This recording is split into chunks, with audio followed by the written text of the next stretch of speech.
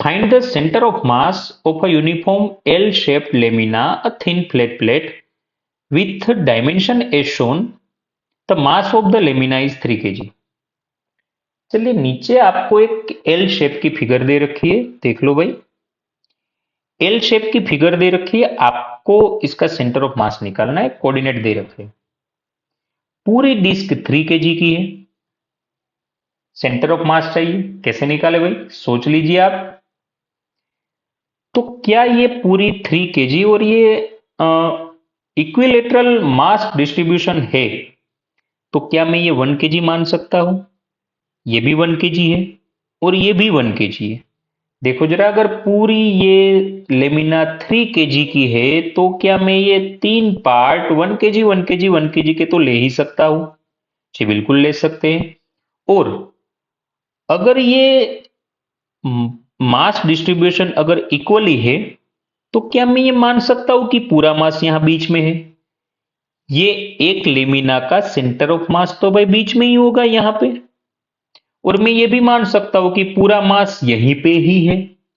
तो क्या इसका भी मैं पूरा मास यहां है ऐसा मान सकता हूं और इसका भी पूरा मास यहां है ये मान सकता हूं।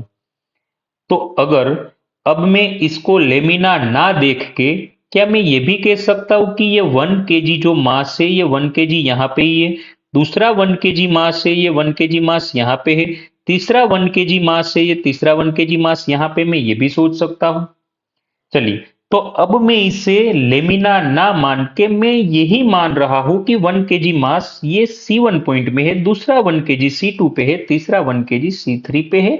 हमें सिर्फ इन तीनों के कोऑर्डिनेट अगर पता चल गए तो हम इसका सेंटर ऑफ मास बढ़िया आराम से निकाल सकते हैं। चलिए तो निकालते हैं इसके कोऑर्डिनेट। अगर ये लेंथ आप जरा ध्यान से देखो, आप जरा ध्यान से देखो, तो ये लेंथ 2 मीटर है, तो इसकी आधी क्या 1 हो जाएगी, इसकी भी आधी क्या 1/2 हो जाएगी। वापस देख लो भाई, अगर ये पूरी 2 मीटर है तो हमें इसकी आधी 1 मीटर, लेकिन हमें वो चाहिए नहीं, हमें उसकी भी आधी चाहिए, तो क्या ये 1/2 हो जाएगी? जी बिल्कुल हो जाएगी। आप अगर यहां भी ध्यान से देखें तो ये भी 2 है, हमें इसकी भी आधी और इसकी भी आधी चाहिए, तो एक्स कोऑर्डिनेट भी 1/2 मिलेगा और वाई कोऑर्डिनेट भी 1/2 मिलेगा। चलिए, तो इसके तो एक्स और वाई कोऑर्डिनेट दोनों ही मिल गए C1 के। एक्स कोऑर्डिनेट मिला कुछ 1/2 और वाई कोऑर्डिनेट मिला कुछ 1/2। अगर मैं C2 की बात करूं तो C2 का वाई कोऑर्डिनेट तो अभी भी उतना ही रहेगा, देख लो भाई, वाई कोऑर्डिनेट तो अभी भी 1/2 ही रहेगा, लेकिन एक्स कोऑर्डिनेट कुछ यहां पे आ गया है, देख लो यहां पे। अब यहां तक आधा 1/2 था, ये भी 1/2, तो क्या ये भी 1/2 हो जाएगा? तो 1/2 1/2 1/2 क्या मैं 3/2 लिख सकता हूं? जी बिल्कुल लिख सकता हूं। तो इसके कोऑर्डिनेट, इसका एक्स कोऑर्डिनेट चेंज हुआ है, वाई कोऑर्डिनेट तो वैसे भी चेंज नहीं हुआ, क्या ये 3/2 1/2 लिख सकता हूं? चलिए C3 की बात करें तो C3 का अगर आप ध्यान से देखो तो एक्स कोऑर्डिनेट तो यहीं पे है, 1/2 ही है, लेकिन वाई कोऑर्डिनेट अगर ध्यान से देखो तो अगर ये पूरा 2 है, इसमें से ये 1/2 ये 1/2 ये 1/2, तो इसका वाई कोऑर्डिनेट 3/2 हो जाएगा। चलिए, एक्स कोऑर्डिनेट तो इसका 1/2 ही है, लेकिन वाई कोऑर्डिनेट हो जाएगा कुछ 3/2। अब तो हर मास 1 kg 1 kg है, हमें तीनों के कोऑर्डिनेट भी पता है, तो सेंटर ऑफ मास तो हम बड़े आराम से निकाल सकते हैं। जैसे कि सेंटर ऑफ मास का एक्स कोऑर्डिनेट, मास तो हर 1 kg 1 kg है, m1 x1 मतलब 1 इंटू 1/2 हो जाएगा 1/2, m2 x2 मतलब 1 इंटू 3/2 हो जाएगा 3/2, m3 x3 मतलब 1 इंटू 1/2 ये भी हो जाएगा 1/2 बाई 3। देख लो भाई, मास 1 kg 1 into 1/2, mass 1 kg 1 into 3/2, mass 1 kg 1 into 1/2 divided by 3।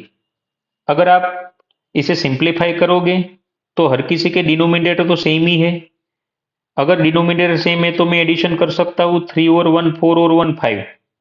क्या ये न्यूमिनेटर 5/2 हो जाएगा, बाई 3 है, तो क्या ये हो जाएगा 5/6? जी हाँ बिल्कुल 5/6। क्या मैं वाई कोऑर्डिनेट भी बिल्कुल ऐसे निकाल सकता हूँ सेंटर ऑफ मास का? अगर वाई कोऑर्डिनेट मुझे निकालना है तो क्या मुझे वही करना पड़ेगा जो मैंने पहले किया, m1 y1 m2 y2 m3 y3, चलिए हम कर लेते हैं। मास तो हर जगह 1 kg है, तो 1 इंटू 1/2 मतलब m1y1 हो जाएगा 1/2। फिर से 1 इंटू 1/2 मतलब m2y2 भी हो जाएगा 1/2। फिर यहाँ बात करते हैं, तो 1 इंटू 3/2 मतलब ये हो जाएगा कुछ 3/2।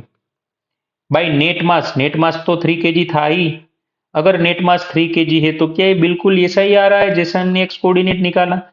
तो क्या ये भी 5/2 नोमिनेटर नीचे हो जाएगा 3, तो इसका y कोऑर्डिनेट भी कुछ ऐसा मिलेगा 5/6। मतलब सेंटर ऑफ मास के कोऑर्डिनेट हमने निकाले, सेंटर ऑफ मास के कोऑर्डिनेट, इसका x कोऑर्डिनेट भी 5/6 और y कोऑर्डिनेट भी 5/6 ही है। Thank you.